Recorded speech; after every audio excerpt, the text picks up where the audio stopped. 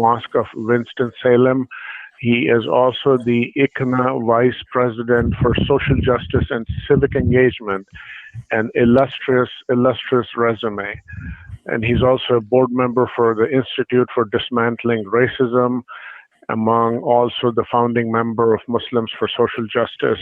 Let me introduce to you all a very well-known speaker and an expert in my mind on this subject, Imam Khalid Griggs, who's joining us from North Carolina. So please, Imam Khalid, it's all yours. Bismillah. Assalamu alaikum, brothers and sisters. It's my pleasure to be able to share a few moments with you this afternoon to talk about one of the most momentous moments in American history. And I say this without hyperbole. I'm not exaggerating when I say that for the first time I know in my adult life, we are finding ourselves having honest discussions about one of the fundamental ills, or the fundamental ill of American society, and this is racism and structural institutional racism. And more specifically, we are, for the first time in my adult life, not just amongst people who are being victimized by white supremacy, but we are now having those who have been passive and silent partners in the victimization of African-American people in this nation and other people of color. But at this moment in history, we're talking about anti-Black racism specifically, not to deny the impact that white supremacy and structural racism may have on other folks. But at this moment in history, the emphasis is on anti-Black racism. And when we try to find solutions or offer up solutions, I think we have to first begin with ourselves. We have to question whether or not we are passive and complicit in allowing the system, the structural system of racism to exist in the format that it has, even just in our lifetime. Have we been silent in the face of these things, or have we tried? And are we working towards becoming anti-racist ourselves? It's not enough for us to say that we don't use racist language, we don't have overt feelings of racism towards people who don't look like ourselves. But what we must do, particularly those who are members of the Muslim community, we have to be anti-racist, as our Prophet Muhammad ﷺ was an anti-racist. He just didn't tell Abu Dhar, when Abu Dhar made statements to Bilal ibn Rabah, who was a Black African Muslim at the time of the Prophet Muhammad, peace be upon him. The Prophet didn't just say, Abu Dhar, it's not nice what you're doing. He equated Abu Dhar's expression, racist expression to Bilal, with having faith himself. And so as Muslims, we are not allowed to sit passively and just watch what's going on in the society. Now, very quickly, I want to suggest just a few things that all of us need to do. First and foremost, if we're talking about killer cops and brutality against Black folks by policemen, we have to start by reimagining policing in this country. We all know that U.S. policing originated, the model was based on slave patrols. And if we know anything about that function, we can easily make the connection between the way that police officers around the country have victimized African-American men, women, and children with impunity. For the most part, nothing has been done to them. So I think to begin with, we have to reimagine the way that policing is done in this country. Small reforms are not going to fundamentally change the problems and the issues that we're confronted with today. But I will just suggest just a few things. There's no national database in this country for police officers who murder through extrajudicial killings on the street. There's no national database to track these individuals from one law enforcement agency to the next. Like in the case a few years ago of Tamir Rice, the 12-year-old boy who was playing with a toy in a park, and police jumped out in 12 seconds, has shot and killed this boy. Well, the one who pulled the trigger on this 12-year-old boy just went to another department. We have even more recently, we have this Derek Carvin who killed George Floyd by having his knee on his neck for the period that he did. This is a man also who had a long track record of abuse and discriminatory actions against Black people and people of color, but yet he did what he did with impunity. There's no national tracking mechanism so that we know what these police officers are doing. In many cities around the country, there's no community oversight. And I'll be finished here in 1 second. There's no community oversight for police officers. And so whenever there are charges of discrimination, it just goes back to the police department for the most part to investigate themselves. And the police unions are so empowered that they're able to protect from prosecution, and they're able to get these people back on jobs when they have obviously committed acts, extrajudicial acts against folks. So I see Brother Shujat is back, so I guess my time is up, and so I'll stop at this particular point. No, indeed. Indeed, words of wisdom, Imam Khalid. Notable among them, as I've noted down, the first obstacle is ourselves. Have we been silent in the face of this crisis? And I think for a large part, the Muslim community has sort of kept ourselves insulated, which going forward absolutely cannot be the case. And inshallah, we have to get more involved on a general level, on a family level, on a personal level, on a masjid level, on a community level. And inshallah, going forward, this discussion and this webinar is hopefully a good start and a testament to the fact that we all have to be willing to come forward and affect change, positive change. So to all the speakers and all the audience, the format of our webinar here is that once the speaker has stated the initial comments, I am going to ask them a question that the CAPI organization has deemed to be a good fit for given the speaker's profile and their experience. So I guess my first question, and the only question I'm going to ask, one per each speaker, Imam Khalid, Reverend Martin Luther King was preaching nonviolence to Black Americans, citing India's Gandhi, Mahatma Gandhi, as a mentor or as a legacy. Has the Gandhian principle failed to deliver humanity from the supremacist ideology in America, India, for that matter, Palestine and elsewhere? Can and should the grassroots movement post rest in peace George Floyd's murder be mobilized into an operating system? Do you think? Yes. That's a very good two-part question. And I'd like to address it like this.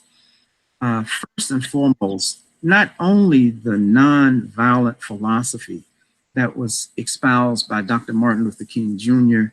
and Mahatma Gandhi, I don't think there's been any ideology or any embracing of an ideology that has practically impacted and dismantled systems of white supremacy in the United States or anywhere else. With Black people, African-American people, doing the Black freedom struggle, starting in modern times in the mid-1950s up until, say, the middle or the late part of the 1970s. Dr. King, before his assassination on April the 4th, 1968, was one and perhaps the most dominant and most prominent voice for the Black freedom struggle up until the period of his assassination. But his was not the only voice. And whereas Dr. King espoused and truly a heartfelt philosophy of nonviolence. Dr. King and that Black freedom struggle under his leadership incorporated, in my estimation, common sense. And so on many occasions, there was an organization that was organized in the South, in Louisiana, more specifically, called the Deacons for Defense. And these were church deacons, African-American men who were actually deacons in their local churches who had come together. Almost all of them had military, US military background. And they had come together, and even though Dr. King's movement was a nonviolent movement, they had come to protect these nonviolent protesters and marchers at a particular point in the civil rights movement. There were voices during this time like El-Hajj Malik Shabazz, Malcolm X, who were not espousing nonviolence as a philosophy, as a way of life. As a matter of fact, towards the end of his life, Dr. King himself, and you can read like his last book, and there are other speeches that he made in the last year of his life. Where do we go from here? Chaos to community, chaos to community. In this particular book, he was questioning nonviolence as a tactic himself. And many, like myself, in reading about and studying and being around people who were around Dr. King, his relatives and others, Dr. King was questioning the tactics that he had used throughout his civil rights career. And these are things that are documented in his own words and it's documented in his own writings. Dr. King even questioned this idea. He said, you know, sometimes I wonder whether I'm trying to integrate people into a burning house. He said, you know, it's good to go to an integrated lunch counter, but it would really be bad if the milk that I'm drinking at the lunch counter is radioactive. So the philosophy of nonviolence as a complete system, as the only alternative to social change, even at the time of Dr. Martin Luther King, this is something that Dr. King himself had started to question because of the effectiveness or lack of effectiveness. And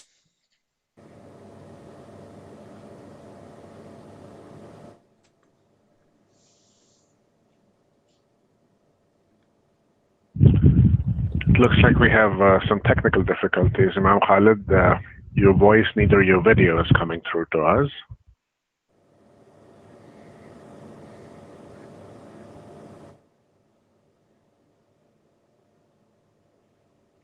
Okay, it's unfortunate.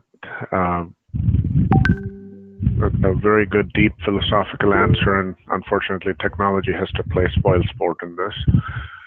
But you've got so many positives. We're here all because of technology. Okay, please. Okay. Can you hear anything? Yes, yes. You're coming through clear now, video and audio. Please proceed. Okay, very good. Yeah, so Dr. King, particularly in the last couple of years, and more specifically the last year of his life, had started to question the effectiveness of nonviolence as a philosophy and not as a tactic.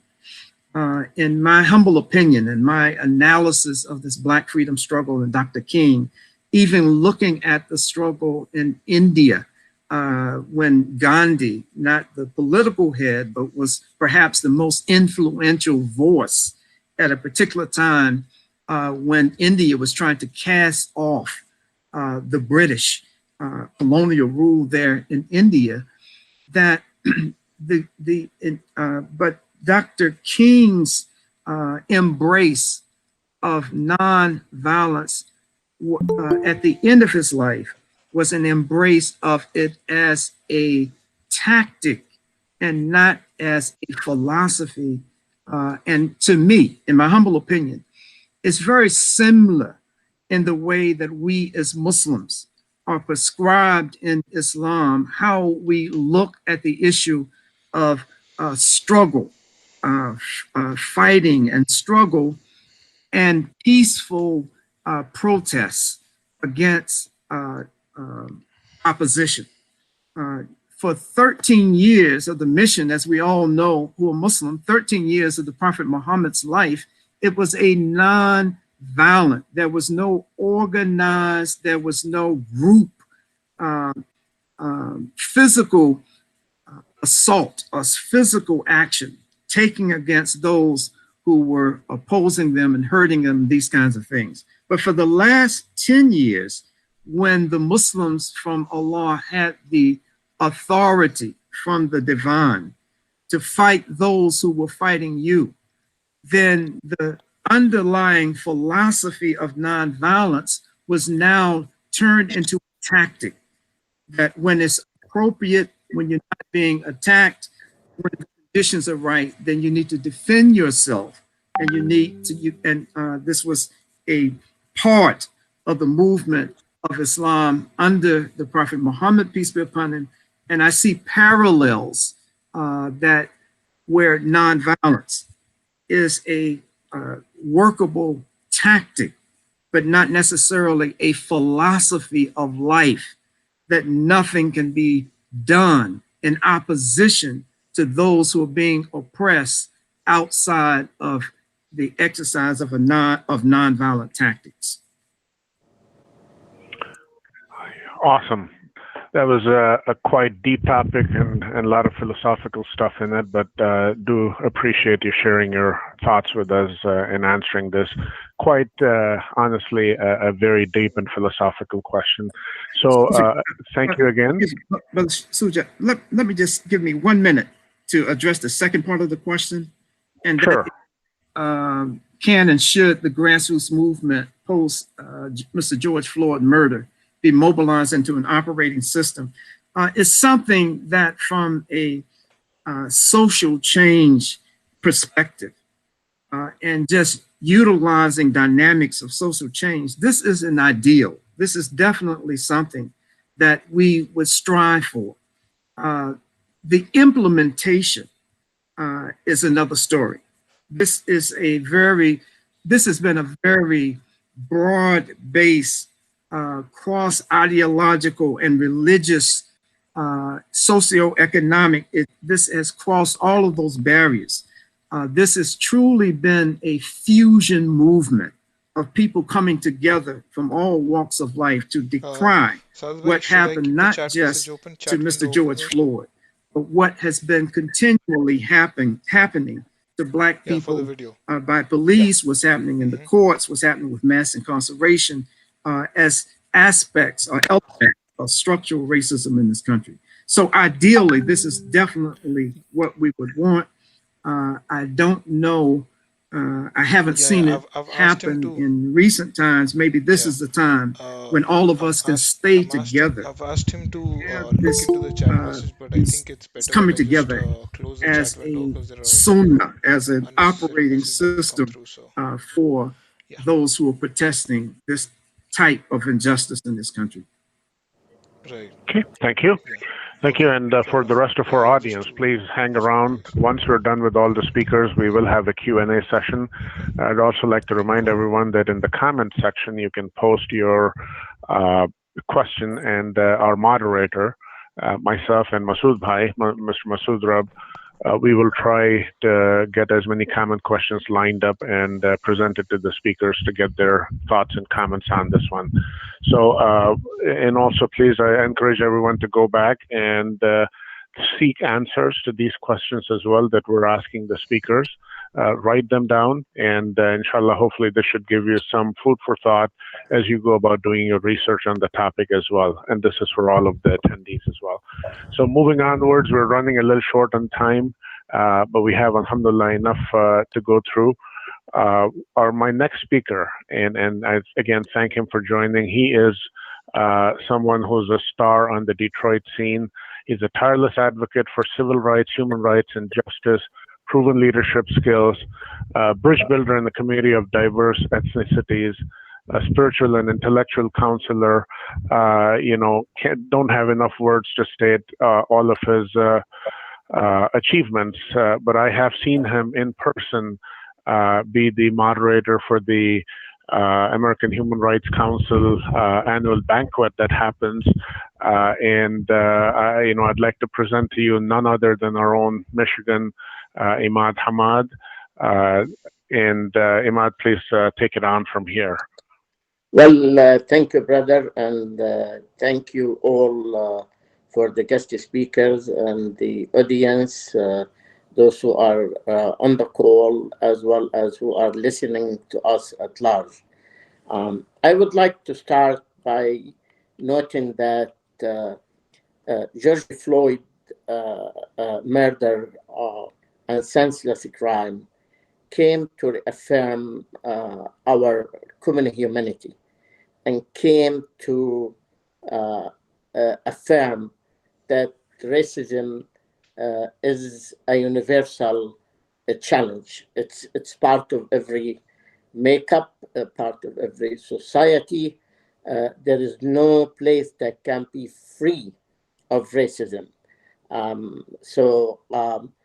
It's this unfortunate reality that racism and discrimination are continued challenge facing humanity at large. And as long as mankind exists, it is the unfortunate reality that this challenge will continue to exist. That doesn't mean that we surrender to it. That does not mean that we accept it. That does not mean that we tolerate it. That does not mean that we don't do our homework to fight and fight hard to contain it, to make it costly to those who cross the line, regardless who they are. So I just want to make sure that we understand this core issue here as a base for the much needed dialogue and the much needed local and national conversation about this ongoing challenge of police excessive use of force, as well as police brutality and its victims, regardless who, and particularly within the African American community, who have been the ultimate victims of such systematic, deep-rooted racism in America. Definitely, we are to be reminded as well that general labeling and general condemnation is wrong. It's like a statement to say every white is racist, or every black is bad, or every Muslim is a terrorist, etc., etc., and the list is long.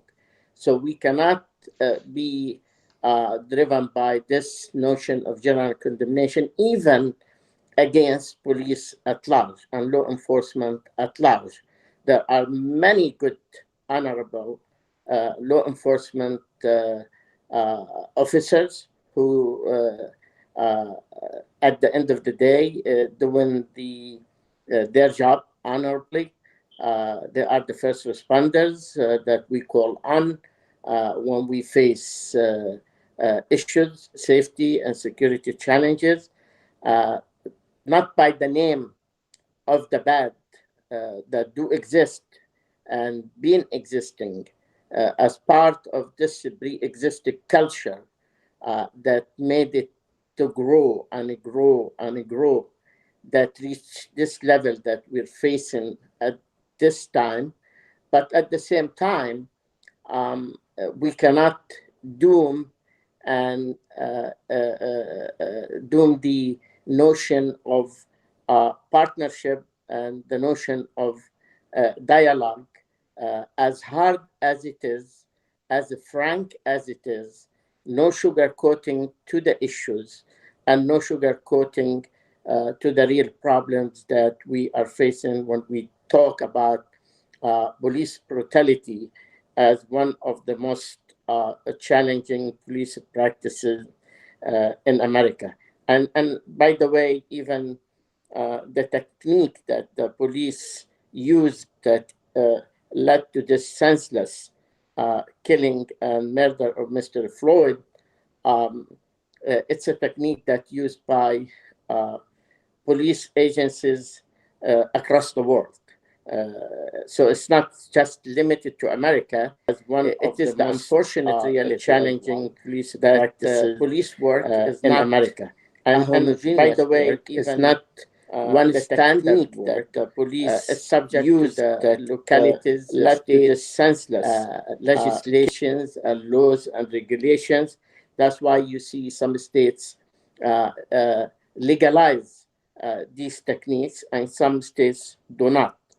And that mandate, as I noted earlier, a real serious conversation and engagement. I think we're at the time where we're at the time of no return. I think policing in America will not and should not be the same after Mr. Floyd senseless murder. Mr. Floyd was just an ordinary man. He wasn't a celebrity. He wasn't like a famous, let's say, civil rights leader or activist. He was just an ordinary man who wanted just to be. He wanted just to exist. However, his death brought not just a local and national anger, but universal anger, facing the challenge of racism that faces all nations, not just America. So America have a deep-rooted challenge of racism that goes against the core American values. And indeed, that puts us all together as one team in order to address this challenge and render the real reforms, the much needed reforms. It's way overdue for these reforms and policing practices to take place at all levels in America. Again, now the whole world is looking at America and see how we are dealing with this crisis or this challenge. And I know that people don't like to see us fail the same way we failed compacting or addressing the COVID-19 crisis. And they have a common angle, which is our common humanity when it comes to be at risk. So time is due to move forward. And I think the change can be done. It's possible and it's real. And I think the movement that we witnessed, which was diverse, included everyone. And that's what made it unique. Not only those who were affected, who moved to convey anger and demand the change, but those who even were not direct victims of it came to join this movement. And that's what makes it real, unique, and promising to mandate the change that we all desire. Thank you, Ahmad. Thank you for those comments. And my question, I guess, to you is, and this is the gravity of the situation, as much as we are trying to look forward and develop solutions, unfortunately, there are things around us that seem to happen that always seem to, at least in perception, take us back a step. But we cannot let that demoralize us. So I guess, and I'll give you a little bit of background on this one, right? And growing up in this country, and looking at what's happening, I draw in a parallel where I was born and I grew up in India. The similar type of, I guess, discrimination, racism, the RSS ideology that is currently spreading hate in India against all minorities, Christians, Muslims, Dalits. Actually, RSS is an acronym for the Hindu supremacist organization that takes its roots in the ideology of the Nazis, the KKK, and the Fascist Party of World War II.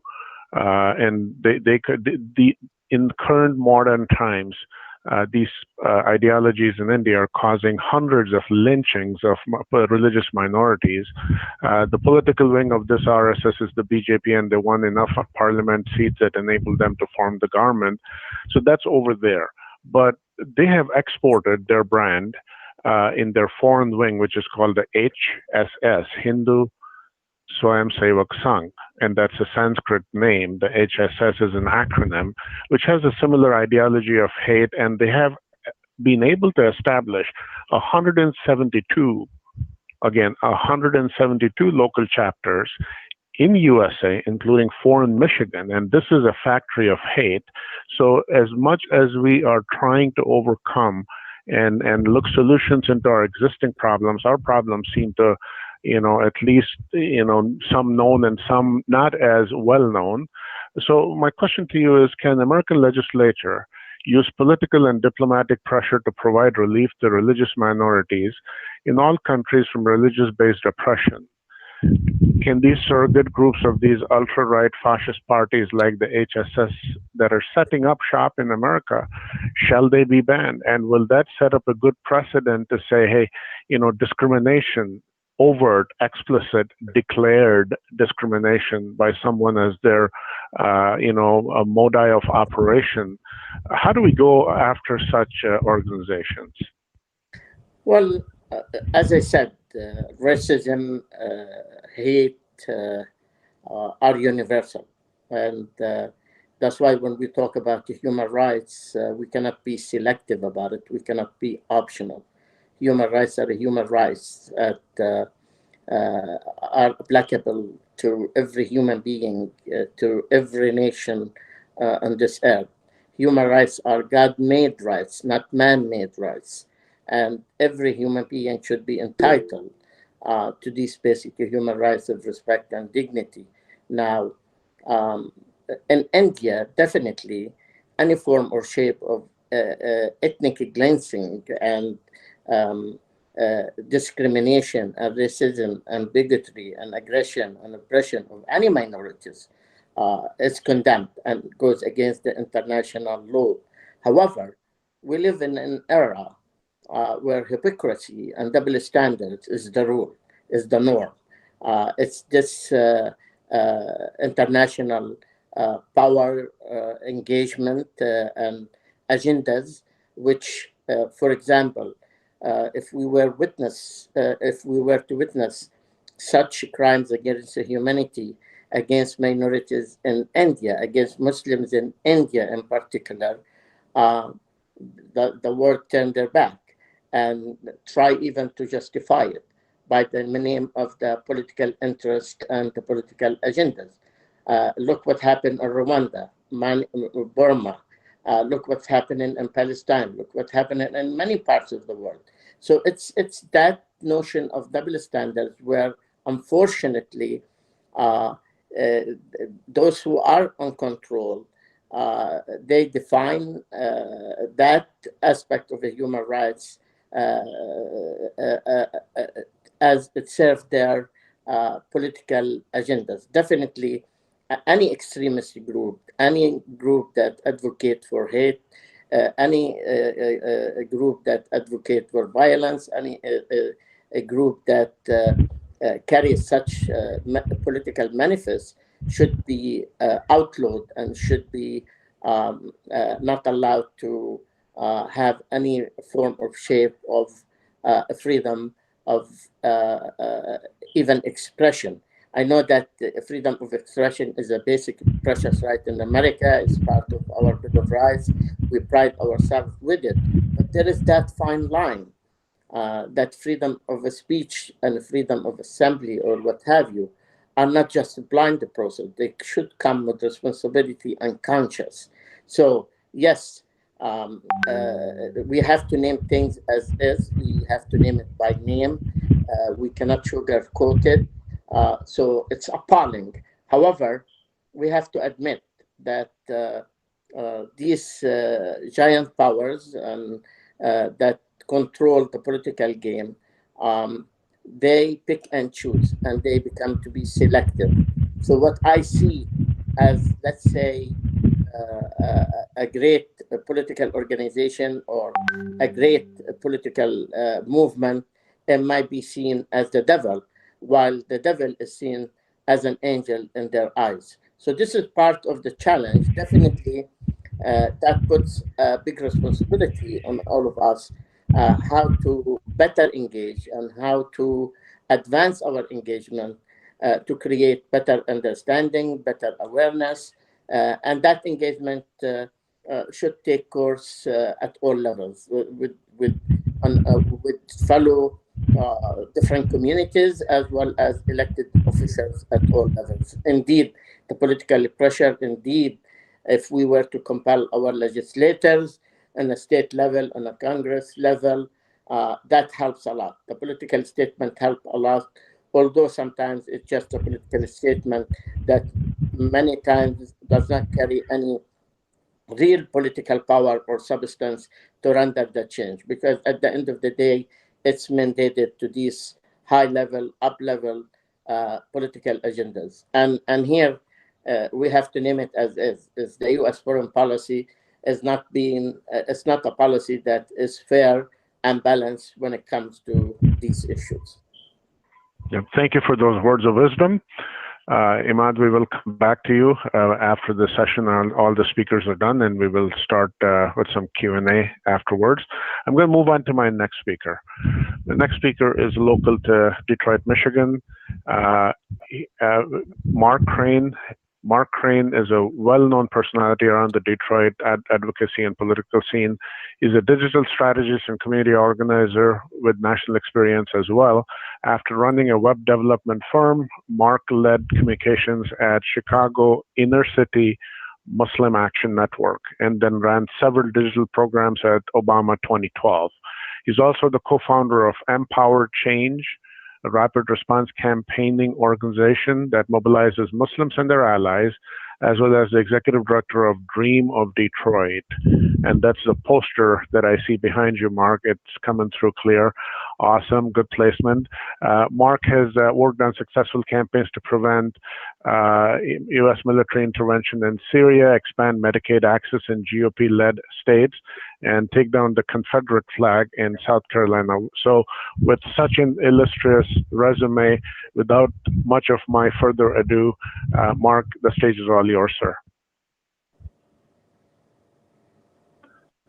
We're having some difficulty hearing audio from you, Mark. You do show you're not on mute. The sign in the... Nope.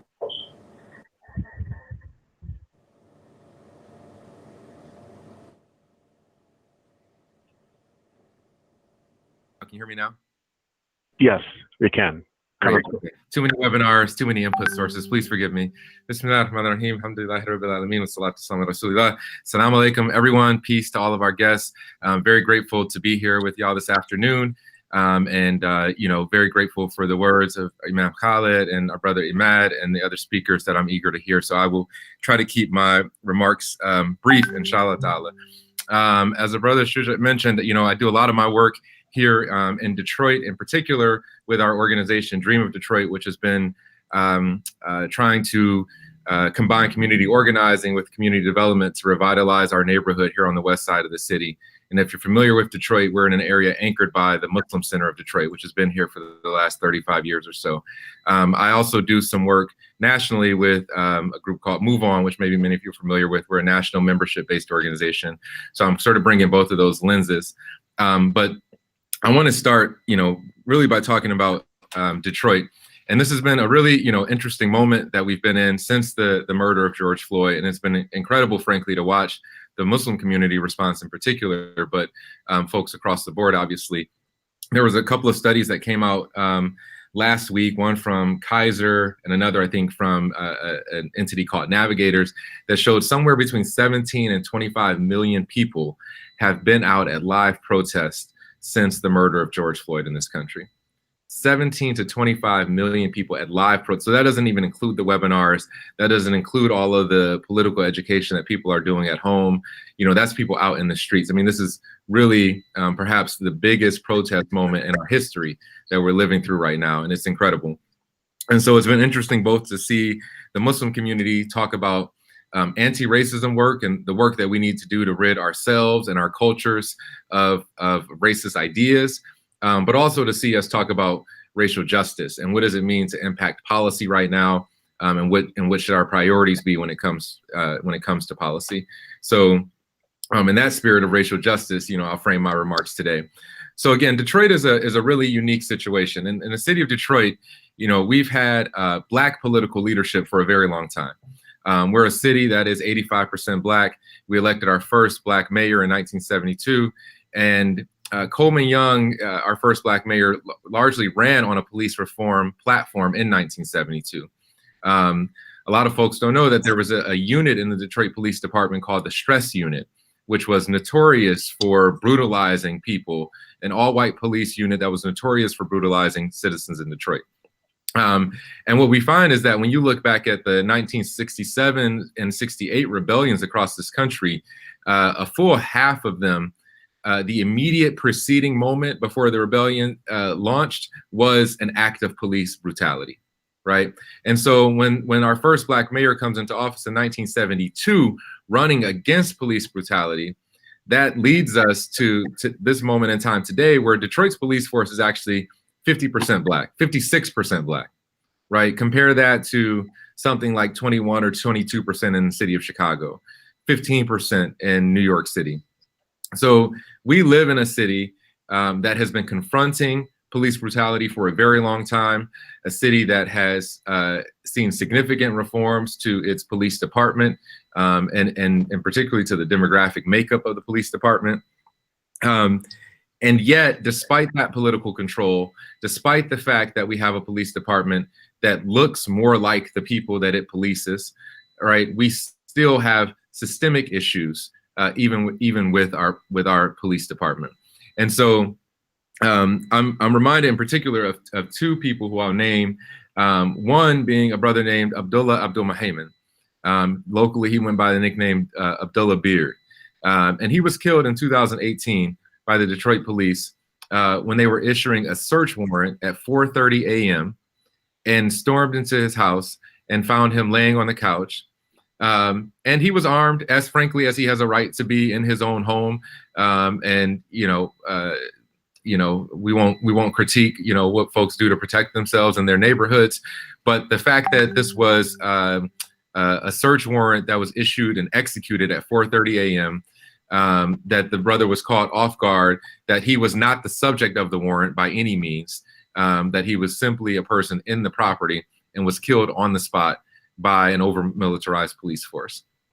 Now that's a brother from our local community, and so I mentioned his name in particular, but I also remind folks, and this is perhaps a more well-known name, of Ayanna Stanley Jones, right? Do we know Ayanna Stanley Jones? This was the young girl who was 7 years old, who was killed 10 years ago by the Detroit Police Department, right?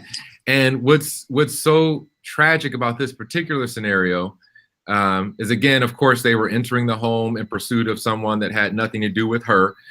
But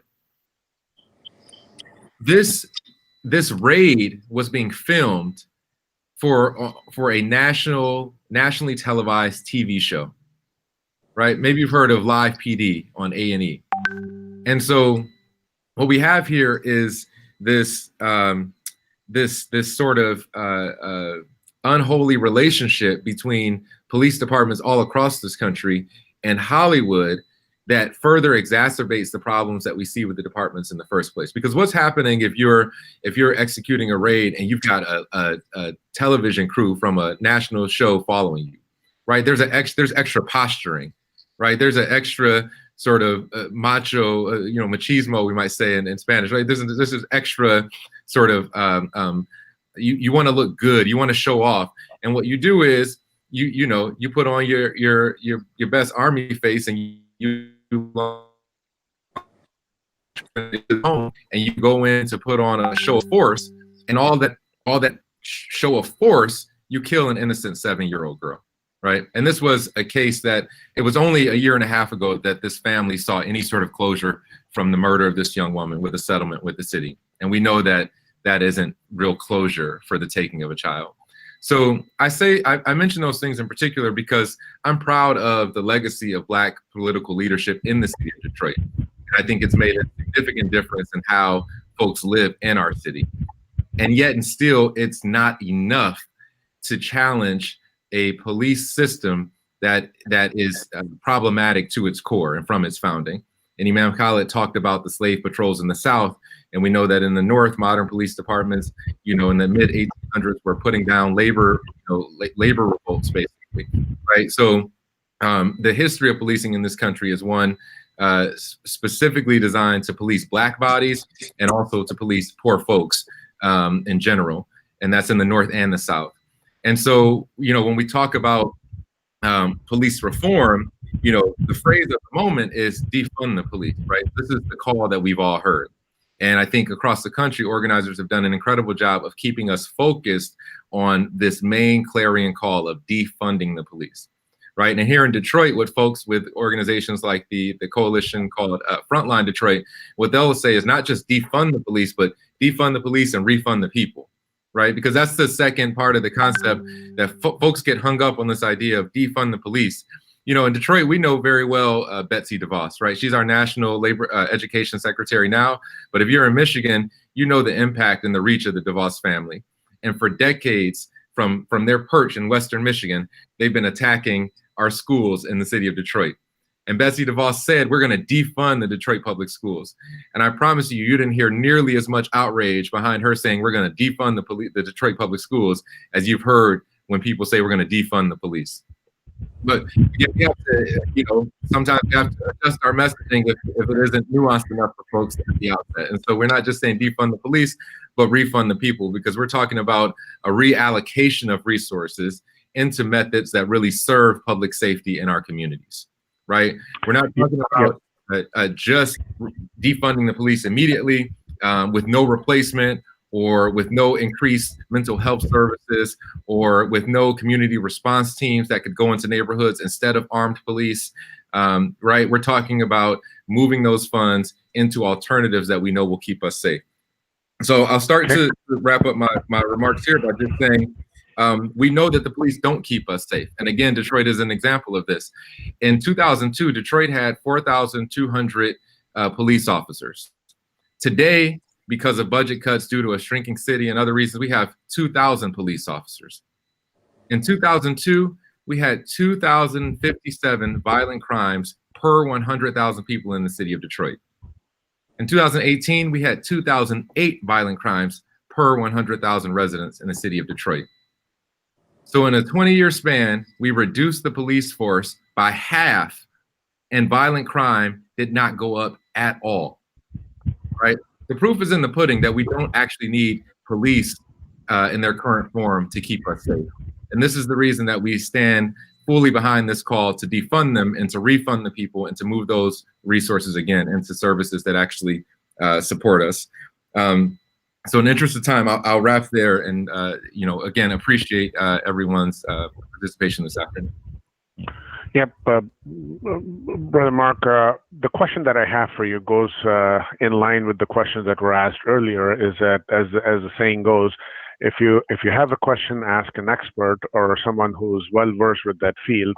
So after having asked the question that we did about with Reverend Dr. Martin Luther King and the Gandhian principles to George Floyd, onwards to banning of organizations, all of these are proposed solutions that people have said, well, can these happen? And that's why we have this expert panel that can hopefully, inshallah, answer some of these questions. So I guess my question to you is, can the existing police force in America be subjected to testing or retesting, i.e. a psychological exam and polygraph tests? What would it take to enforce this type of testing, or the world famous personality test, which is coincidentally called the Minnesota Multiphasic Personality Inventory, or MMPI for short, which explores the psychopathology of one's personality and may be crucial where mental health issues could have the potential to impair decision-making, especially a microsecond decision-making more faced by the police, or affect the way that one carries out their function. So is it possible that we can have, or, one of the solutions could be to say, hey, subject this type of a standard test that other civil servants, if they're joining government or if they're going through other jobs, security clearances, if all of those people go through that, well, why can't our police? Mm-hmm. I think it's a good question. And I'll try not to give too winding of an answer. I think in our priorities in this moment should be centered around not giving police departments any more resources, financial resources in particular. Like the reward for oppression should not be bigger budgets, right? The reward for clearly documented violence with clear biases and clear impacts on particular communities should not be that the same people perpetrating that violence then get more money to all of a sudden train themselves to be better, right? And the importance of budgets is this, right? Because we know that money gets reallocated. Let's look at the federal budget and the fact that the just this last week, the court said that the president cannot reallocate military spending to his wall project on the southern border, which he's been doing for the last 2.5 years. Same thing with the police department. This money, you allocate an extra $10 million to a department for increased psychological testing. That money can get used in any particular types of ways, or it can get used to plug holes that allow resources that were allocated elsewhere to be spent, on whether it's for military equipment, et cetera. So let me just put that out there. We need to entertain ideas that don't increase overall police budgets. That should be our starting point, right? Secondly, this is an issue of challenging the system as much as possible, and not the individuals necessarily, because again, the system itself is dysfunctioning, or functioning by design, perhaps, if we again look at Imam Khalid, the history that he shared with us. But the reality is that these police departments, I have an uncle who is a 30-year veteran of the Detroit Police Department. I have no reason in the world to think ill of every police officer that I encounter, right? I have no reason, and I try, Husn al-Dhan, we try to give the benefit of the doubt to everyone, not just our co-religionists, right? But the fact of the matter is, despite all the well-meaning individuals who are involved in the police justice system, again, the system itself is damaged. So we need to be talking about withdrawing police departments from federal programs that transfer military weapons to those departments. We need to be talking about denying benefits and pensions to officers who are under investigation for using excessive force. We need to be talking about requiring officers to contribute to the lawsuits that they cause through their use of excessive force. We need to be talking about taking police out of schools entirely, just like we saw in Minneapolis, where they broke the contract with the Minneapolis PD. Right, the very presence of officers in our schools is a causal factor in the school to prison pipeline that's criminalizing kids for doing things that kids do, and then setting them down an irrevocable path toward the criminal justice system. So there are so many things that we can do to defund the system as it is, to reallocate resources. But whenever we look at any policy solution, because of course there will be many, and not all will get us 100% toward our goal, but we should still pursue them. But we should ask, is this policy proposal going to further inflate police department budgets? And if that answer is yes, that policy proposal really shouldn't be considered in this moment. Thank you. Thank you for your words of wisdom and insight. That's a good way to look at that. And your experience with the Detroit Police and the city of Detroit goes a long way in formulating that answer. So thanks again. Allow me to move forward, and I'm going to ask my next two speakers.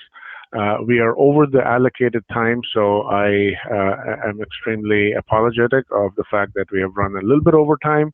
But if you can stay on, and my next speaker here is Bill Myers. Bill is the current founder and the executive director of One Hamtramck LLC. and the former chair of the Hamtramck Human Relations Commission. Both organizations address racial justice, Islamophobia, and all forms of discrimination, period. Apart from being a social justice and cultural activist for over 40 years, Bill is, and this is my favorite part, he's also a professional musician, a band leader, music director, and writer. And his YouTube page, Bill Meyer Music, has some awesome videos of his productions. And Bill works primarily in the African American community, producing multiple shows, including the Detroit Tribune, one of many to name. And currently his group works at Bird's Jazz Club in the Eastern Market, a Center for Black Culture. And with that introduction, Bill, I'm gonna let you have and express your thoughts and comments on what you think of a solution phase.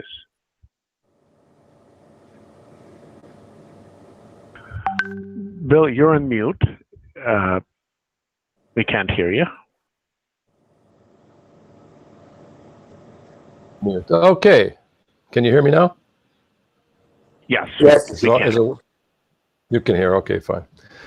Thank you very much, first of all, for asking me to be on this panel. I noticed that I'm the token white male in this whole group here, and I don't mind being it because it's a white problem.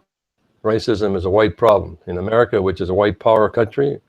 This is, we know the history of the U.S. is based on exploitation of labor through slavery.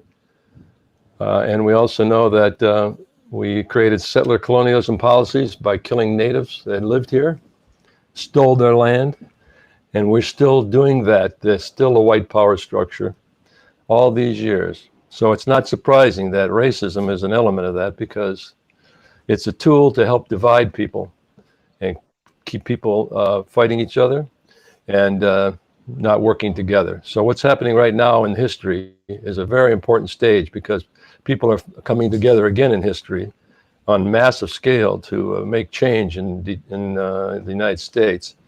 It's very important what's going on. Many things have changed. There's many solutions being provided.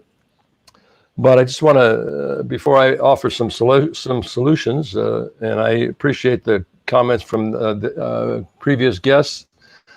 I appreciate the fact that Brother Khalid said, made the point about it's not enough to be non-racist, you have to be anti-racist. This was a quote by Angela Davis, as a matter of fact, the great revolutionary black woman activist. And there was the point, I think, in one of the solutions is that you have to really address this issue directly. And it's a subject that no one wants to talk about, especially in the white community, because most white people think we're post-racial, that there's no racism anymore, that we're all getting along fine, and all of this stuff happens, and all of a sudden we realize, no, there's problems in the country. Many people don't want to address problems, even in your own home, and it's very common to avoid problems.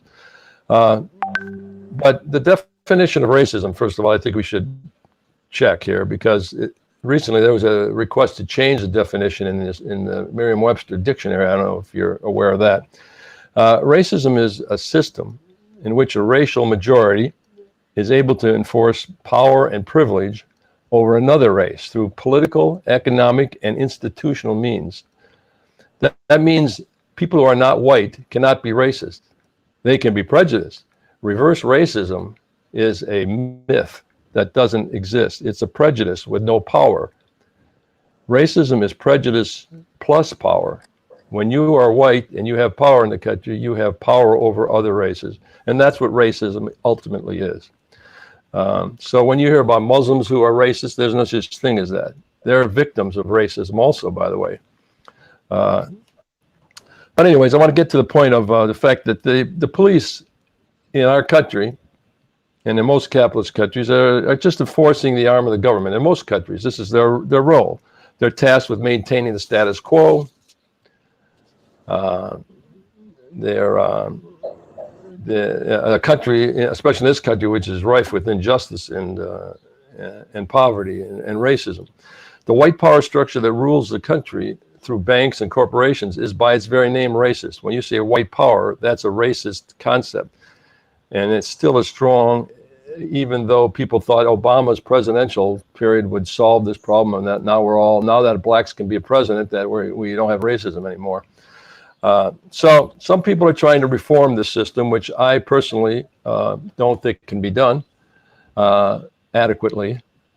I think there needs to be a revolutionary change, a systemic change.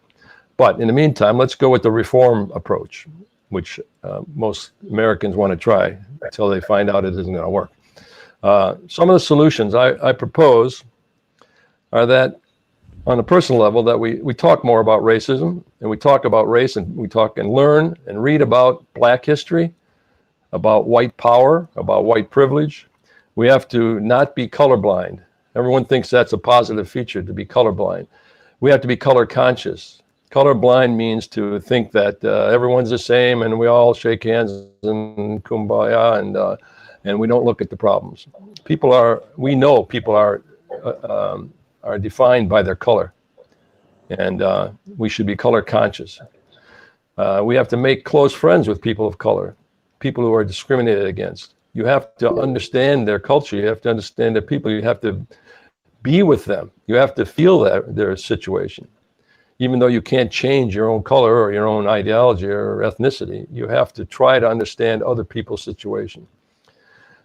We have to organize groups in order to gain power to make change. And that's what's happening right now, because we can't do it ourselves. We have to work through organizations, either in institutional buildings or on the street, whatever. We got to work together and do this. All these people that are here on this panel are here because they're interested in this subject. And this is, the more people interested in this, more people that get together to make change will happen. And it's happening.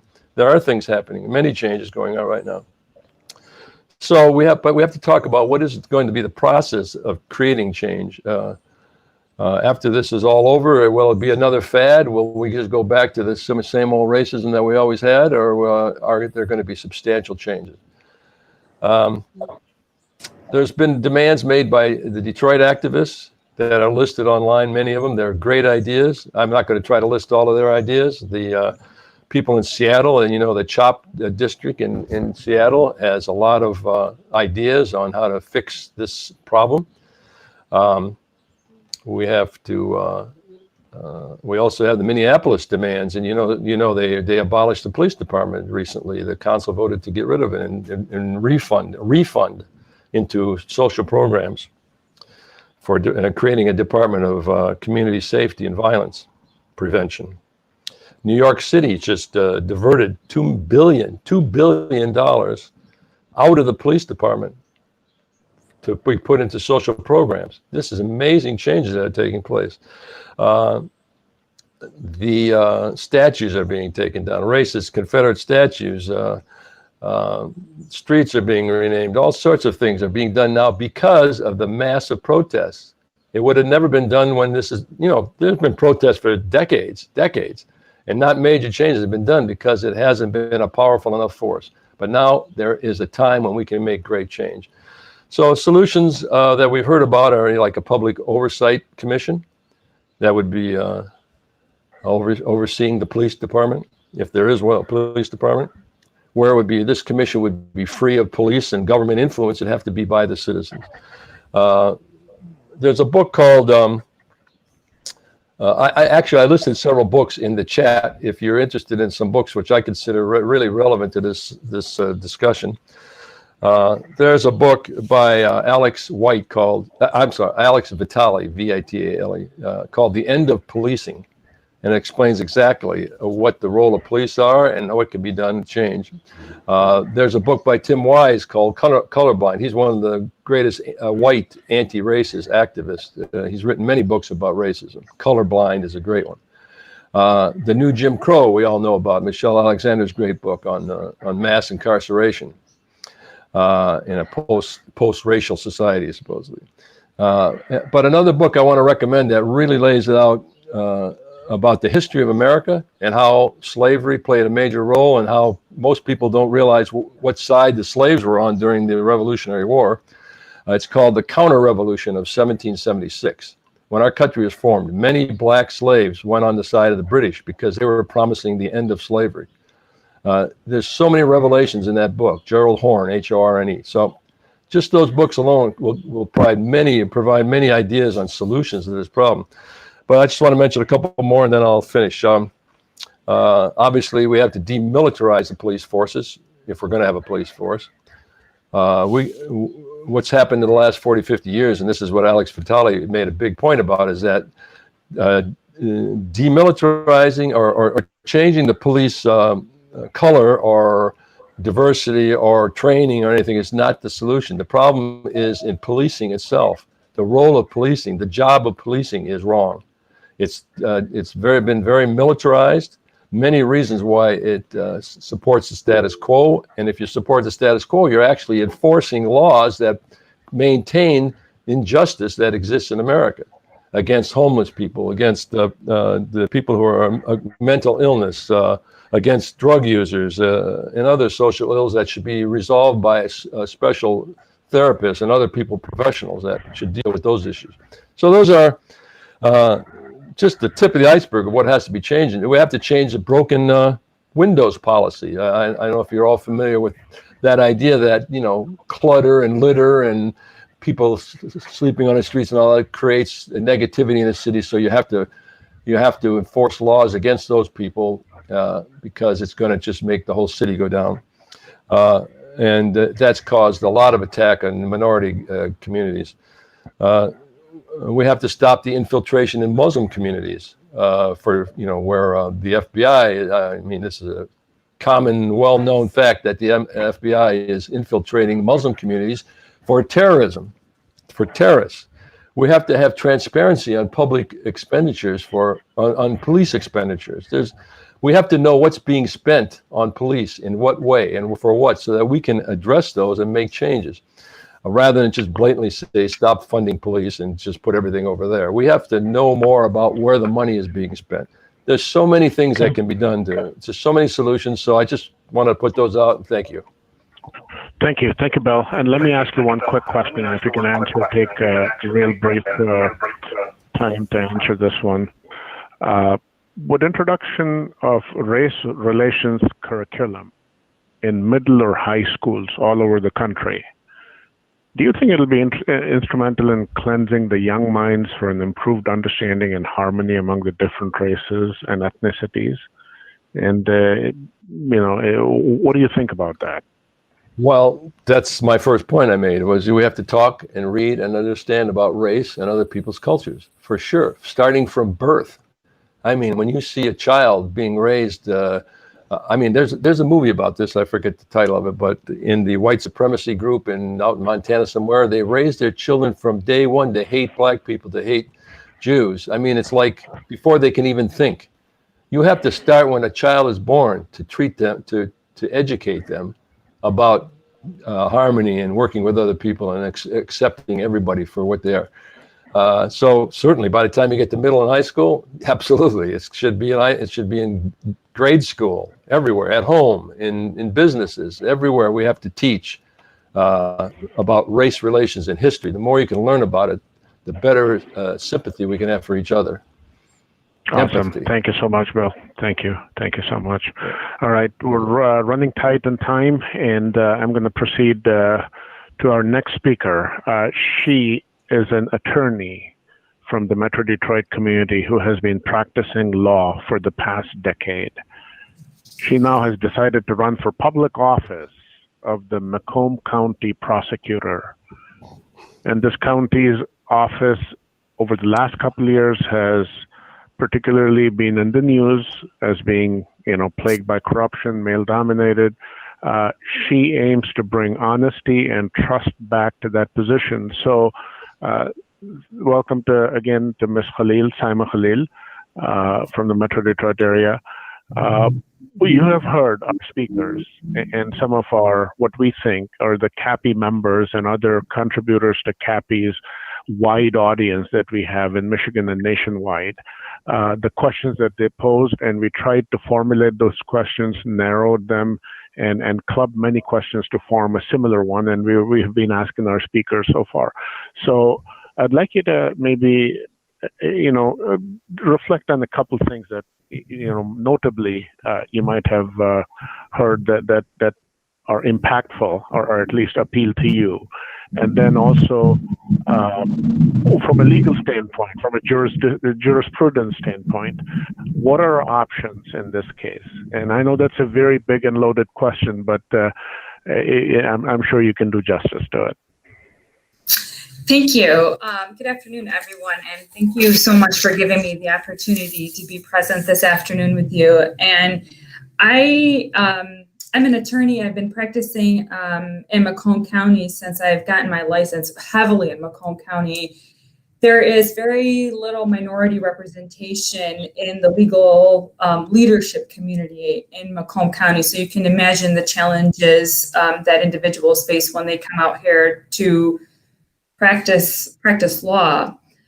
Hearing from the other speakers, I just want you to know that I have had a lot of respect for activists and people that are on the ground and part of the movement. I've always had, but in particular in this time of movement, the work you're doing is phenomenal and it's appreciated, and you just have to keep on doing it.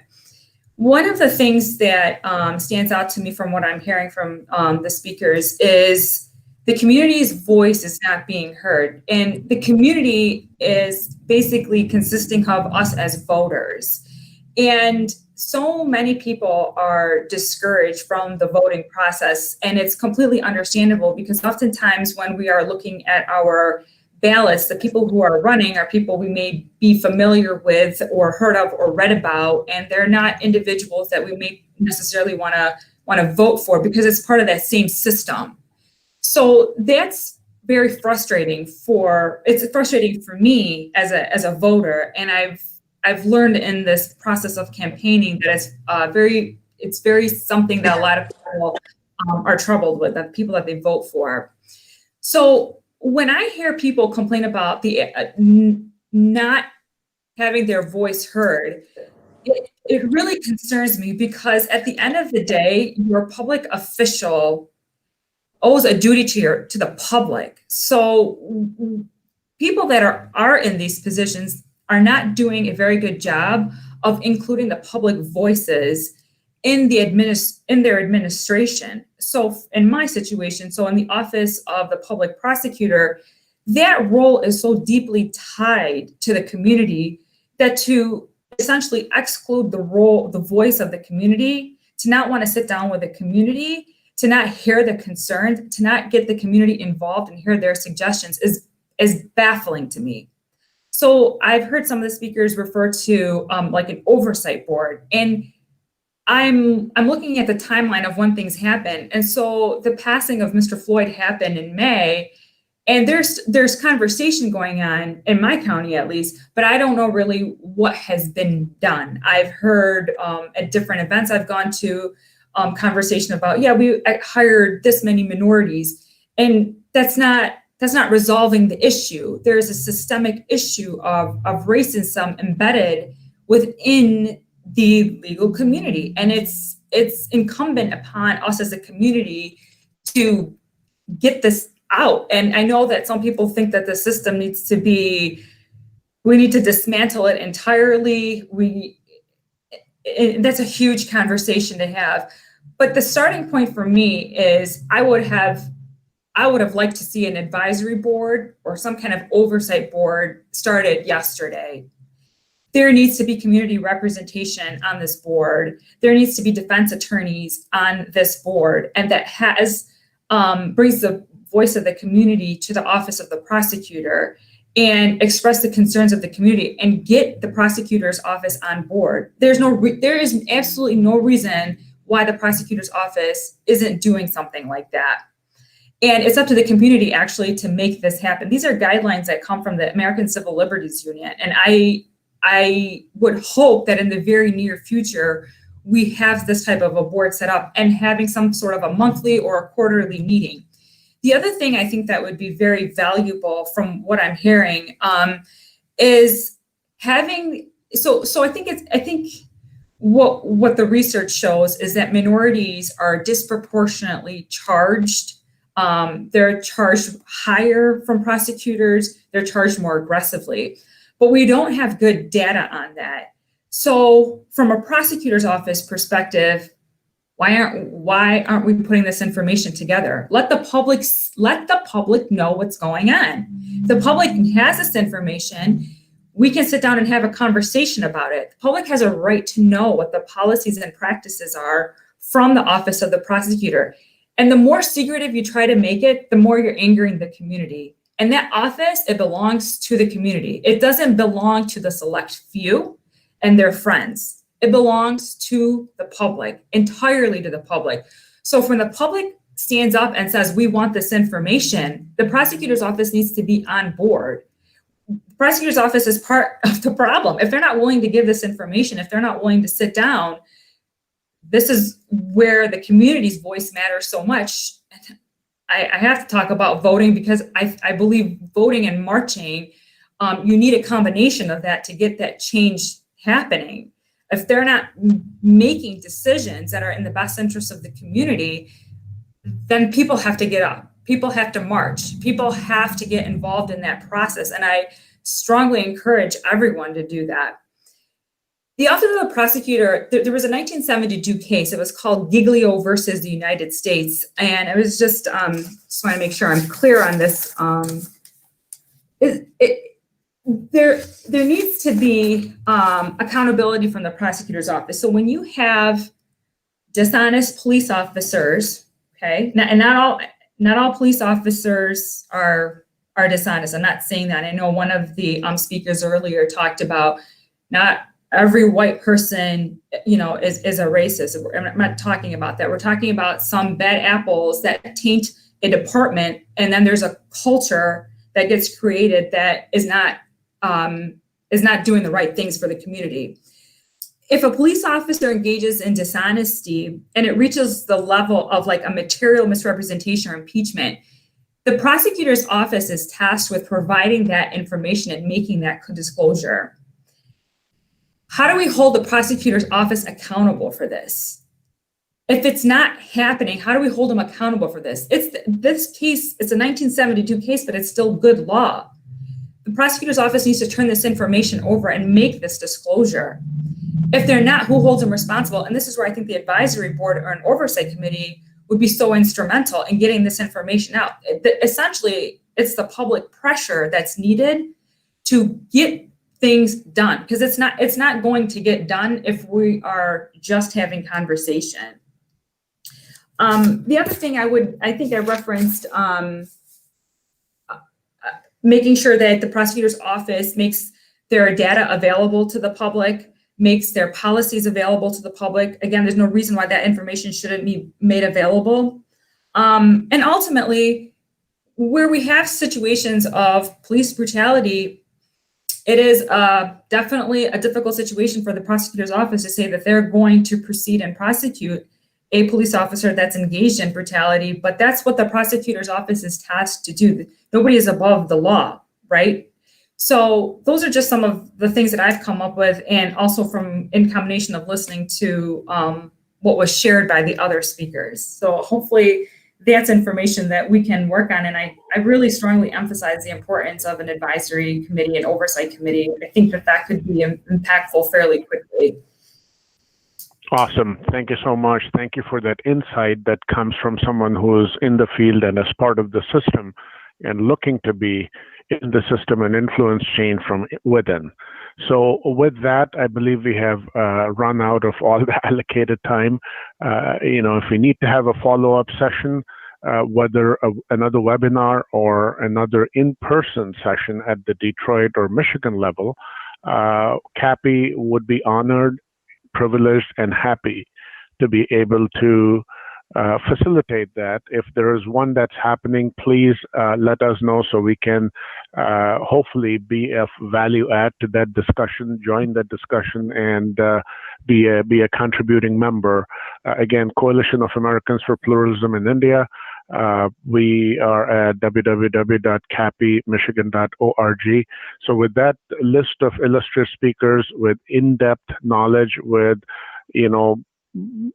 decades of experience, having seen this and provided solutions, I unfortunately am going to have to bring our session to an end. But before we go, I'm going to request that the that our esteemed Imam Khalid say a couple words of prayer, of dua, to end this session, and hopefully all the takeaways that we have, that people who are listening have noted down mentally or by writing, that we do continue to think in the solution phase. We continue to read some of the books that Bill Meyer has suggested, some of the thoughts that all of the speakers, in shortage of time, I'm not going to go through all the names, and there are salient highlight of what they had mentioned. But Imam Khalid, the stage is yours. Please lead us through our ending dua, and then we will adjourn today's session.